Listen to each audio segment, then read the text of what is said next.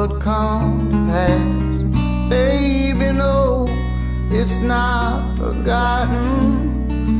Baby, no, this is gonna last.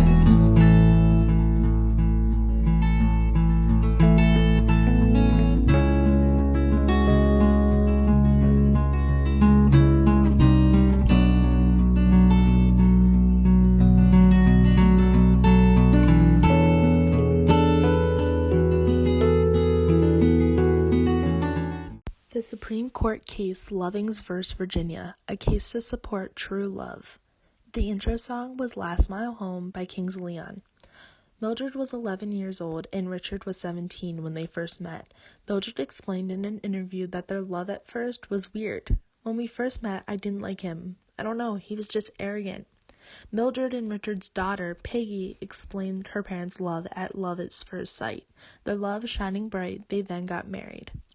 5 weeks after the wedding, on July 11, 1958, as they were sleeping in a bed peacefully in the middle of the night, a cop burst into their room, waking them up. The cop then screamed, "Who is that woman you're sleeping with?" And Mildred proudly said, "I am his wife." The cop responded, "That's no good here," and proceeded to arrest them.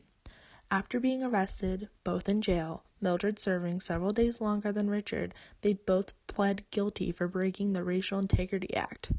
They were sentenced to 25 years away from home, a 1-year prison sentence, and a $36.29 court fee. The judge was a biased racist from the beginning. He said if God had meant for whites and blacks to mix, he would not have placed them on different continents. This shows that the court system was working against them from the beginning, making interracial marriage that much harder. After the fiasco of a 1-year prison sentence, the Lovings packed their bags and went to Washington, where they settled down and had 3 children, Donald, Peggy, and Sydney. They all lived semi-normal lives, but they could not visit friends or family together. They had to go separately. Fed up with the situation, they wrote a letter to Robert F. Kennedy. He then referred them to the Civil Rights Union. The union decided to take the case. Lawyers Bernard S. Cohen and Philip J. Hirschkopf were skeptic of Richard, for he was a richer, redneck white farmer wanting to marry a half-black, half-Indian woman. It didn't make sense. But they still decided the case was worth a shot, so they agreed to the toughest journey they would probably ever face. This soon became the case that would change the nation. The case lasted 9 years, leaving the Lovings out of their home and waiting to be allowed back in. This just shows how much the court disliked black people and how little they cared. If it took 9 years just to realize what was going on, it's insane. They also thought that marriage wasn't a fundamental right for anybody. Restrictions towards all types of marriages, including interracial marriage, same-sex marriage, and marriage including stepchildren or illegitimate children.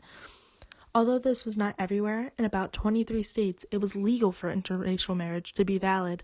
One of the 23 states was Washington, where the Lovings got married. In To Kill a Mockingbird, Mayella felt that she had to lie to hide her feelings about Tom Robinson. Although those feelings were one-sided, it was still the same concept. It was thought of as wrong for her to have feelings towards a black man, or vice versa. The court decided that the segregation laws that were in place were invalid. Richard then died at 1975, only 7 years after winning their home and freedom back, which is a shame because Mildred lived until 2008, living a lonely but fulfilled life with her children. Only at age 68, though, her life was cut short. I could only imagine the love they would still have for each other today. Without their love, our nation would probably still have terrible segregation laws.